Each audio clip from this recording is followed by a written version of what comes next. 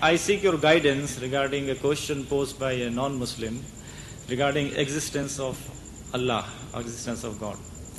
I was having argument with a Hindu fellow who was worshipping his God. He said this is the God of Lakshmi, this is the God of power, this is God of success. So I said these are all stones and you are worshipping them. Why don't you become Muslim and worship the Allah? He said that if you prove to me that Allah exists, then I will become Muslim. I told him that God has created you, God has created me, He has created the entire world, the mountains, the sky, the earth, the sun, the moon. And so God is there. He said these are all the indirect evidences of existence of God. He said if you give me some direct evidence of existence of God, then I will become Muslim. I told him that okay, if you are not convinced with this, then you tell me what is the direct evidence of God, existence of God. Then he said I don't have, that's why I am worshipping these gods, so many gods. So I seek your guidance in this connection. What should I tell him now? You see, it depends upon the capacity of the individual. Everyone, you haven't got a set line of arguments, debates. The person, what are his capacities, understanding? With regards to the existence of God, the very simplest of thing is, it says God exists because we exist. Allah tells us in the Holy Quran a line of approach. He says, كَيْفَ تَكْفُرُونَ بِاللَّهِ?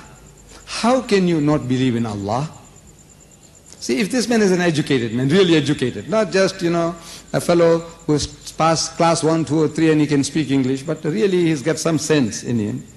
He's reasoning with us, Allah is reasoning with us. Say, كَيْفَ تَكْفُرُونَ بِاللَّهِ? How can you not believe in Allah? وَكُنْتُمْ أَمْوَاتًا. Seeing that you were non-existent, you were dead, non-existent. فَأَحْيَاكُمْ, and you brought you into being. ثُمَّ يُمِيتُكُمْ, and He will cause you to die. ثُمَّ يُحْيِيكُمْ, and He'll bring you back to life again. ثُمَّ إِلَيْهِ تُرْجَعُونَ, and to Him will be your return. So he's setting a thought process. Think back. If this man has got sense, he says, think back, man. Today we are having what is called a population explosion. We are on the world today about 5 billion people. If you can grasp that, 5 billion today we are on earth. He said, no, I know that. Population explosion, they're trying to say, let different countries reduce your birth rate. It's a population explosion. But as you go back into history, the population starts dwindling. Until, let's say, 6,000, 10,000, 50,000 years ago, you come to almost nothing, a pair. And even before that, according to your understanding, who, if you have got some education, is talking about evolution taking place, let's agree with him for a moment. I said, look, when this evolution came, there was no man. From the primordial substance in the mire, in the sea, the amoeba started, and according to his explanation, let's agree with him. These things came into being. Right. Man came into being, and the elephant and the snake and the flea, everything came from that primordial substance. I said yes. Before that, you say that the earth was a molten mass. Nothing, no life, no plants, no animal, nothing. I say yes. He agrees with you. That's what they say. You're only using his knowledge, what he knows. If he knows, now you can talk to him. So look, there was nothing. You say, how did life come? Where did it come from? So he said, well, it just came like that. He says, what? You explain how it started. A group of amoeba, protoplasm, they thought for themselves that now we will collate and break up and collate and eventually we'll make ourselves into an elephant. Huh? Is that what they did? This another group says, I will make myself into a gorilla. Another one says, I'll make myself into a monkey. Another one says, I'll make myself into a chimpanzee. Another one says, I'll make myself into a donkey. Another one says, I'll make myself into a pig. Come on, tell me now. They thought out all these things. This amoeba, which got no brains, it had the brains, now created this man. He said, must have eyebrows. So look at your eyes, how it is protected. How many times you had blue eyes and your eye was not damaged because of this construction. Man, each and everything is a miracle. Man is a miracle. But we are so close to ourselves that we don't see it. Ask the doctor, the biologist, the physiologist, and man, you start speaking about the heart, the lungs, the kidneys, each and every, their fingernails. Your teeth. When you go to the dentist and you go and see the diagrams of the teeth, what it consists of. Each and everything is a miracle. You thought it out? That amoeba thought it out? He said, yes. He said, look, you are the most superstitious guy on earth. Any little thing you see, you say somebody made it. This little pin, I have a pin here. This one has a big head. I don't know whether you can see it from there.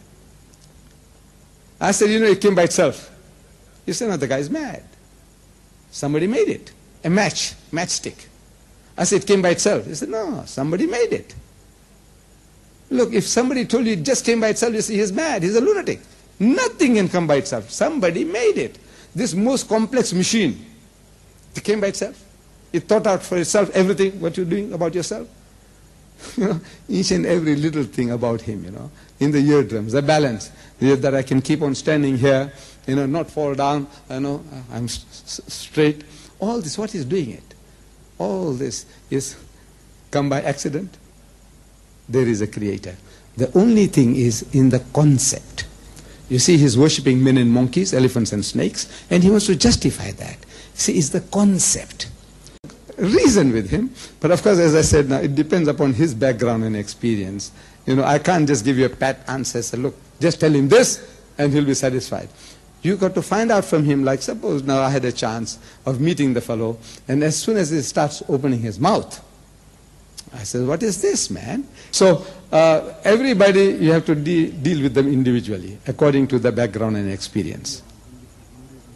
And there is a tape available. You might enjoy it. Tape available from Hinduism to Islam. In other words, I'm explaining my people, ancestors were Hindus, and how we became Muslims, and from what to what. And it explains all this, most of this, what we are, this problem. Show him, he'll enjoy it, and inshallah, you'll also enjoy it.